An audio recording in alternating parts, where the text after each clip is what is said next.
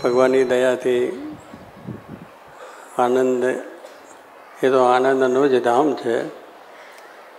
અને અહીંયા આવા પ્રસંગો, ધર્મના પ્રસંગો, સામાજિક પ્રસંગો ખૂબ જ સારી રીતે અહીંયા થાય છે. એનો આનંદનો વિકાસ પણ આપણે જોઈએ છીએ કે ખૂબ સુંદર રીતે થઈ રહેલો છે. આમ વિદ્યાનગરની અંદરનો પણ વિકાસ જોઈએ તો ભાઈ કાકાએ તો ત્યાં કરેલું છે. વિદ્યાનું ધામ પણ આજે જોઈએ છે તો CL પટેલે પણ એનો વિકાસ ખૂબ કર્યો છે. હજુ પણ મને કહ્યું કે હજુ આ બધી કેટલી કોલેજો બાંધવી છે એનું કામ છે. એટલે મેં કહ્યું તમે તો ચારે બાજુ વિદ્યા જ કરી નાખશો અને વચ્ચે જ આ બધા ગામ આવી જશે. કહેવાનું શું છે કે ભગવાનની સંતની જ્યારે કૃપા થાય એને આપણો પુરુષાર્થ કહ્યું છે ને, પુરુષ પ્રયત્ન ને ઈશ્વર કૃપા. પુરુષ પ્રયત્ન જો માણસ કરે છે તો ભગવાનની કૃપા થાય જ છે. અને એ રીતે આપણે અહીંયા આનંદ વિદ્યાનગરનું જોઈએ છે ને ચારે બાજુ કે એ પ્રમાણે કાર્ય થઈ રહેલું છે. હજારો વિદ્યાર્થીઓ અહીંથી અભ્યાસ કરીને દેશ પ્રદેશ બધે જાય છે. બહુ જ મોટું કામ છે, વિદ્યાદાન જેને કહીએ છીએ. અને આજે આપણે શિક્ષણનું સ્તર વધે, સારું વધે એને માટે પણ પ્રયત્ન છે તે આજે વિદ્યાનગરમાં એ થઈ રહેલું છે. કારણ કે આજે લોકોમાં જેટલું શિક્ષણ આવશે, જેટલું શિક્ષણ પ્રાપ્ત થશે એટલું આપણો વિકાસ છે. કારણ કે શિક્ષણ ન થાય તો પછી તો કંઈ દેશનો વિકાસ ન થાય, સમાજનો કંઈ થાય નહીં શકે. અને સાથે સાથે આપણો જે ધર્મની બાબત છે એનો પણ વિકાસ છે. મંદિરો થયા છે, જુદી જુદી રીતે જે ભગવાનને માનતા હોય એ બધાના મંદિરો છે. એટલે ધર્મભાવના પણ સાથે સાથે વધે છે. કારણ કે સંસ્કાર આપવાનું એ ધર્મસ્થાનનું કામ છે, શિક્ષણ આપવું એ સામાજિક અને રાજકીય કામ છે. તો એ બે વસ્તુનો જો સમન્વય થાય છે તો માણસની અંદર એક આત્મબળ વધે છે. અને ધર્મ વગરનું જીવન એ આપણા માટે બરાબર નથી. તો પણ ધર્મના સંસ્કાર પણ એટલા થાય. અહીંયા બધી જે પારાયણો સપ્તાહો દરો ગામો ગામ અત્યારે થાય છે ચાતુર્માસમાં. અહીંયા પણ આપણે આ સમાજ થઈ ગયો છે. તો કહેવાનું શું કે જેટલું આપણે ધર્મનું આચરણ થશે, ધર્મનો જેટલા આપણે સંસ્કાર પ્રાપ્ત થશે એટલું આપણને આત્મબળ વધશે. અને શિક્ષણનું જેટલું આપણું કાર્ય વધશે એથી આપણે એક સારો વિકાસ કરી શકીશું અને સારી રીતે આપણું જીવન જીવી શકીશું. તો એવી રીતનું ચરોતર એટલે બધામાં ઉત્તમ કહેવાય એવું એનું સ્થાન છે. અને પહેલેથી જ શ્રીજી મહારાજના વખતમાં શ્રીજી મહારાજને જ્યારે મંદિર બાંધવું હતું ત્યારે ક્યાં બાંધવું એમને પણ વિચાર, જેમ શાસ્ત્રી મહારાજ વિચાર કર્યો અને બોચાસણ બાંધ્યું મહારાજે પણ વિચાર કર્યો. અને તે વખતે પણ બધા હરિભક્તો જુદા જુદા ગામના કહેતા કે મહારાજ અમારા ગામમાં આવો, અમારા ગામમાં બાંધો, પેલા અમારા ગામમાં. ત્યારે પછી ત્યાં આગળ અમારા નિષ્કુળાનંદ સ્વામીએ લખી દીધું છે કે બામણ ગામને બોચાસ અને ગામ તો સારા સહી પણ જળ છાયાની ઝૂકતી વડતાલ જેવી નહીં. એ વખતે લખી લીધું શ્રીજી મહારાજ. એટલે શ્રીજી મહારાજે પ્રસન્ન કર્યું કે જળ છાયાની ઝૂકતી, પાણીનો પણ અહીંયા સુખ અને વૃક્ષો એટલે એક વન. આપણે જે આની જોઈએ તો કેટલી બધી સુંદરતા. અને અત્યારે ચોમાસામાં તો એટલી બધી સુંદરતા. એટલે કે જળ એટલે પાણી, પાણીનું સુખ અને વૃક્ષોનું સુખ. એટલે આવી રીતનું આ ચરોતર ઉત્તમ દેશ છે. અને એમાં આપણે બધા બેઠા છે. તો એની અંદર રહીને પણ જો આપણે આવા જે ભક્તિના કામ છે, ધર્મના કામ છે, સમાજનું કામ છે, વિદ્યાનું ધામ છે, આ બધી જો કે પ્રવૃત્તિઓ થાય છે એ કેવળ ભગવાનની કૃપાથી. કારણ કે બધા એવા સંસ્કારી જીવો પાકે છે. તો અહીંયા આગળ બધા મોટા કારખાના પણ પડ્યા છે અને બધી વસ્તુનો વિકાસ પણ થાય છે. અને રક્ષાબંધનનો દિવસ કહેવાય આજે. એટલે બેન છે ભાઈને રક્ષા બાંધે છે. એટલે એ રીતે આપણું એક પર્વ છે કે ભાઈ બધાનું રક્ષણ આપણે થાય એ માટે. પણ આપણે જ્યારે ભગવાન પાસે જઈએ છીએ તો ભગવાન પાસે પણ એ જ માગીએ છીએ કે મારું રક્ષણ થાય. કારણ કે આપણે તો વ્યવહારી સંસારી જીવો છે અને એની અંદર પડ્યા છે. એટલે કેટલીક આપણી મુશ્કેલીઓ પણ થતી હોય છે. પણ છતાં આવા પર્વોની અંદર એક આપણી ભગવાનને પ્રાર્થના થાય છે કે અમારું બધાનું રક્ષણ થાય. ખરેખર રક્ષણ કરે છે પણ આપણને પેલા વિશ્વાસ ના હોય એટલે થાય કે કેમ થાય છે. પણ જો આમ જોઈએ તો એ રક્ષા આપણી કરે જ છે. એટલે રક્ષાબંધનનું પર્વ એ પણ આપણા બધા એની અંદર એવી શુદ્ધ ભાવનાઓ થાય કે એકબીજાના પ્રત્યેનો આપણો સદભાવ થાય, એકબીજાના પ્રત્યેનો આપણો સંભ્રમ થાય અને એકબીજાનું આપણે રક્ષણ કરી શકીએ. આજે આપણે જોઈએ છીએ કે દેશમાં થોડુંક આતંકવાદનું પણ ચાલે છે, પણ એ બધું ભગવાનની દયાથી સારું થશે.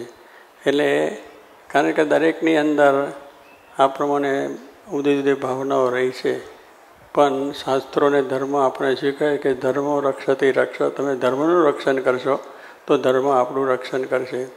મકાન છે તેને તમે જો કરો છો તો મકાનનું રક્ષણ તમે કરો, એનું પેલું રિપેરિંગ કર્યા કરો તો તમને રહેવાનું સુખ આવે છે. કપડાં છે પહેરો છો એને પણ દરરોજ સારો સપરાળ કરો તો એને પહેરો તો એનું સુખ આવે છે. એમ દરેક વસ્તુની અંદરનું રક્ષણ તમે કરો તો એ તમારું રક્ષણ કરે છે.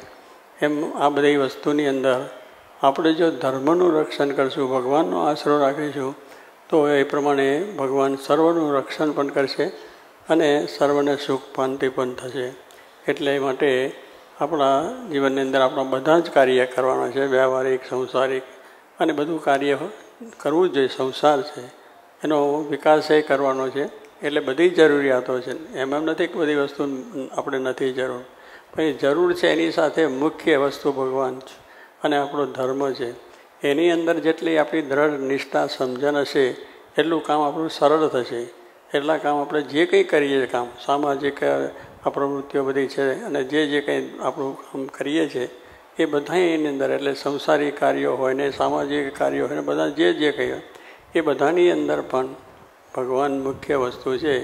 એમને માટેનો જેટલી આસ્થા રાખીશું અને એને માટે જેટલું કંઈ કરશું એથી ઘણું આપણને આપે છે.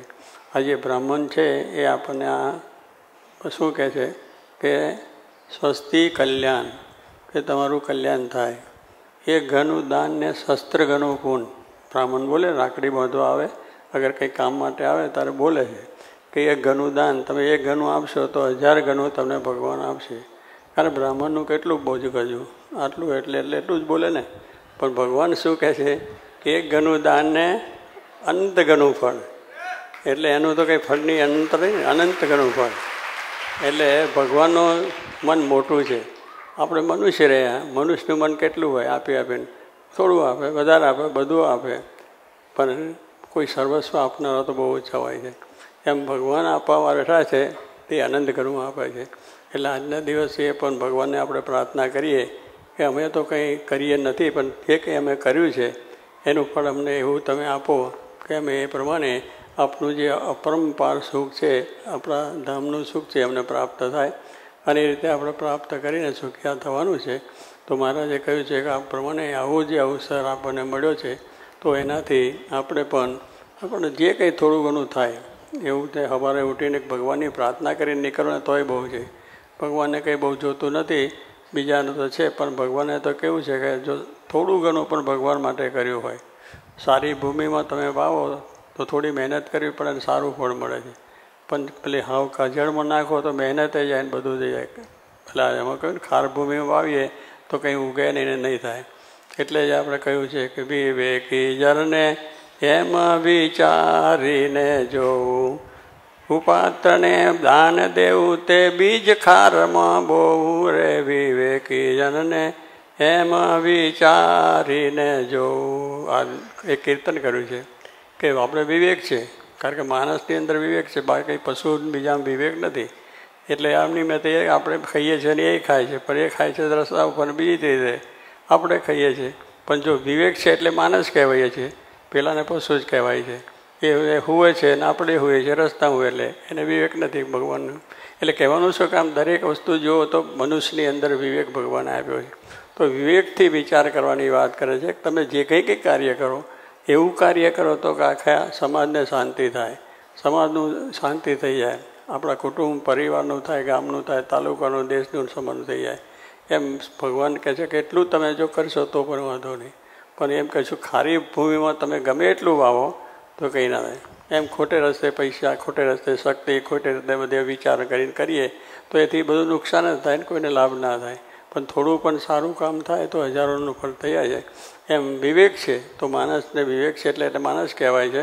પશુને પશુ એટલા માટે કહેવાય કે એને વિવેક નથી. ખાવાની, પીવાની, બેહવાની, ઉઠવાની કેવી રીતે છે એનું જીવન જ છે, એટલે એને પશુ કહેવામાં આવે છે. અને આપણે જ્યારે છે ત્યારે ધર્મનો સંસ્કાર છે, ધર્મનો વિચાર છે, અને એ આપણા મંદિરો ધર્મમાંથી આપણને મળે છે. આપણા શાસ્ત્રો રામાયણ, ભાગવત, મહાભારત, ગીતા, ઉપનિષદ કેટલા મોટા ગ્રંથો સુંદર છે. ભગવાન સ્વામિનારાયણનું વચનામત છે, વાતો છે, એને તમે વાંચો તો એની અંદરથી ઘણું આપણને પ્રાપ્ત થાય. તો કહેવાનું શું છે, કેટલા માટે કે વિવેકાનંદને એમ વિચારી જવું કે ખાર ભૂમિમાં એટલે ખારી ભૂમિમાં જ્યાં ત્યાં તમે તમારે મોજ ને શોખ ને એસારામ ને નાટક ને સિનેમા ને ત્યાં તો કેટલું બધું ચાલે છે, એટલું બધું અશ્લીલ છે કે છોકરાને આજે ઉછેલે ભણનાર છોકરાઓ પણ આજે બગડી જાય. આપણે પણ પરદેશનો સંસ્કાર આપણને એટલા બધા અડી ગયા છે કે એવી રીતનું જે વિચાર છે એમને લોકોને બધું એવું. એટલે કહેવાનું શું કે જીવનની અંદર ક્યાં કેવી રીતે વાપરવું, શું કેવી રીતે રહેવું, એવું કશું જ નથી. બધું ખાઓ પીવાનું મોજ શોખ કરો એ તો દુનિયા કરે, પણ એ જે કંઈ છે ભગવાને આપ્યું છે એમાંથી થોડું ભગવાન માટે પણ કરીએ, સમાજ માટે પણ કરીએ તો થઈ જાય. તો એ કહ્યું કે વિવેકીનરને એમ વિચારીને જોવું કે ખાર ભૂમિમાં વાવશો તો કંઈ નહીં થાય, પણ સારી ભૂમિમાં એટલે સારા કાર્યો જેટલા કરશો એટલા શાંતિ, સુખ ને આનંદ આપનાર થશે. તો કહેવાનું છે કે એમ 5 ઇન્દ્રિય છઠ્ઠું અરે કામી, ક્રોધી, લોભી, લંપટ, લુગડા બોલા કાવે, અંધન વસ્ત્ર એને આપે તે શેકી બી વાવે. આ બધું એક બીજી કડીમાં કહે છે કે એવું કહ્યું કામી, ક્રોધી, લોભી, લંપટ આવું બધા માણસો હોય, હવે એને તમે ગમે એટલું કરો તો શું થાય, ખાર ભૂમિ જેવું થઈ જાય. અરે એમાં સંસ્કાર નથી, આપણે શું સંસ્કાર આપે? જેમાં કંઈ આપણે નથી એ માણસ પાસે આપણે જઈએ એ સંસ્કાર શું આપે? એક પશુ જેવું જીવન જીવતા જ હોય, આ શરમ કરતા જ હોય, બધી રીતની છે. નાટક ને સિનેમા બધા કેટલી જાતના બધા ચિત્રોની અંદર જોઈએ છે તો આપણા સંસ્કાર બગડે છે. તો કહેવાનું શું છે કે એની અંદર આવવાથી એનું સેવન કરવાથી કંઈ પ્રાપ્ત થાય નહીં. તો એનાથી કરીને આપણું બધું થઈ જાય. એટલે લોભી, લંપટ, ઘોડા બોલા ખાવે, અંધન વસ્ત્ર એને આપે. એટલે શેકીને જે બીજ તમે શેકી નાખ્યું એ ઉગે નહીં. એ ડોંગરનું હોય, તુવેર હોય કે ગમે તે હોય, પણ એને શેક્યું છે ચણા, એને શેકીએ એટલે ઉગે નહીં, કાચા છે તો ઉગે છે. તો કહેવાનું શું છે કે એમ જેનું ભરી ગયું છે એ એવું કામ કરીએ તો કંઈ થતું નથી. પણ એવા સારા કહે છે કે આ પ્રમાણે હોય એવા જે કહેવા છે મહાન ભક્તો સંતો થઈ ગયા આપણા દેશની અંદર, મહાન ઋષિઓ થઈ ગયા, ભગવાન સ્વામિનારાયણના 500 સંતો થઈ ગયા, બીજા પણ સંપ્રદાયની અંદર પણ ઘણા તુલસીદાસ જેવા થઈ ગયા, નરસિંહ મહેતા જેવા ભક્તો થઈ ગયા, અને એ પ્રમાણે ઘણા મારા રામા અવતારમાં ભક્તો થયા. તો એ ભક્તોએ કામ થયું છે. અને એ ભક્તોના માટે જે કંઈ કે કરીએ એટલે છે જ. આજે સારા માણસો જેટલા છે એને જેટલા આપણે મદદરૂપ થઈએ એટલું આપણું વધારે સારું કાર્ય છે. પણ ખોટા જે હાવ બધા વ્યસનને દૂષણને તવત્તાને સુગા રમતા હોય એની જોડે બેસીએ તો જે ઘરનું હોય ગોપીચંદન જાય. એટલા માટે કહ્યું કે જે કંઈ આપણે કરવું છે એ આપણને આ શાસ્ત્રોની અંદરથી જે એટલા માટે આ ભગવાનની કથાઓ થાય છે એની અંદરથી કંઈક પણ આપણે થોડુંક પણ આપણને જો મળશે તો પણ આપણે ઘણું મોટું કામ થશે. થોડાની પછી ધીરે ધીરે વિચાર આવતો મોટા વિચાર થાય. જેમ માણસ કે પહેલાં નાનું કારખાનું કરીએ, પણ જ્યારે એમાંથી પછી આપણને જેમ બુદ્ધિ વિકસતી જાય અને એમાં આપણી દ્રષ્ટિ થતી જાય તો આખો મોટા કારખાના થાય છે, આપણે જોઈએ છીએ, અને આપણે એ પ્રમાણે આપણું કાર્ય છે. તો કહેવાનું એમ દરેક વસ્તુની અંદર થોડું પણ જો આપણને મળે તો એનાથી પણ આપણે ઘણું કાર્ય કરી શકીએ. અને એ પ્રમાણે આખી વસ્તુ છે. તો મહારાજ ભગવાન શ્રીજી મહારાજને આપણે પ્રાર્થના કરીએ. રક્ષાબંધનનો દિવસ છે કે છે એટલે કે રક્ષાબંધન ભગવાનને કરે અને એમાં આપણને સારું થઈ જાય તો આ દિવસનો એવો ઉત્તમ વિષય છે. એટલે કહું છું કે લોકો તો પેલા ટીચર કહે છે અલ્હાબાદની અંદર ત્રિવેણીમાં 1000 માણસો આજે સ્નાન કરશે ને એનો ઉત્સવ ઉજવશે ને એનું પુણ્ય મળશે. તો એ બધા તીર્થો છે, બધા તીર્થો આજે અહીંયા આ ભગવાનની પાસે આવી ગયા છે. આ મૂર્તિ છે એ પ્રસાદીની છે. આ મૂર્તિ છે ભગવાન સ્વામિનારાયણની પ્રસાદીની છે. ભગવાન સ્વામિનારાયણની મૂર્તિ ભગવાન સ્વામિનારાયણ ગુણાતીતાન સ્વામીને આપેલી. ગુણાતીતાન સ્વામી વર્ષો સુધી એનું પોતે પૂજનને સેવા કર્યું છે. ત્યાર પછી જોગી મહારાજને પછી એમના પેલા ગુરુ ત્યાં ગુણાતીતાન સ્વામી કોઈ એમના શિષ્યને આપી અને એ શિષ્ય છે એને જોગી મહારાજે પછી એમની પાસેથી જોગી મહારાજ પાસે આવી. જોગી મહારાજ 60 વર્ષ સુધી આ મૂર્તિની પૂજા કરી. એને એમ નથી, અને એમની પૂજાને એમનું જે તમે જુઓ તો જરા પણ ભગવાનને કોઈ પણ જાતનું દુઃખ ના થાય એવી વસ્તુ. જમાડવામાં એટલો પ્રેમ, સવારે ઉઠે ત્યાંથી એની સેવા, અનવડાવવું, ધોવડાવવું, એ કરવું તે કરવું, ફાન ધરવું, પછી બપોરે જમાડવાનું થાળમાં પણ એટલા જ પ્રેમથી બેસીને જમાડે. પણ 2-4 વખત એમના થાળ જમી ગયા, પ્રત્યક્ષ જમી ગયા છે એવા બધા એમની પાસે. એટલે કહેવાનું આ સ્મૃતિ છે. અને જોગી મહારાજ જેવા પુરુષ તો આપણે જોયા છે, એકદમ સાધુ, એમાં બીજું કંઈ જ મળે નહીં. પ્યોર સાધુ જેને કહી શકીએ કે કોઈનું અવગુણ ના લે, ભગવાન સર્વનું ભલું કરો એવી એની ભાવના હતી. દરેકને માટે સારું જ ઈચ્છ્યું છે. કોઈ એને એમને માટે જેને કોઈ દ્વેષ કર્યો છે, એમનું વાંકું બોલ્યા છે, તો ભગવાન એનું સારું કરો. ત્યારે કહેવાનું છે એમની ભાવના જ હતી લોકોનું કલ્યાણ કરવાનું. અને એ ભગવાનની એવા સંત હતા, તેમને આમ પૂજા કરેલી છે. એટલે આપણે બધા તીર્થો અહીં આવી ગયા, આજે પર્વની આવી ગઈ. અને આ રક્ષાબંધન પણ એ જ કરશે આપણું. અને અમને પ્રાર્થના કરીએ કે એવું બધું સુખ થઈ જાય.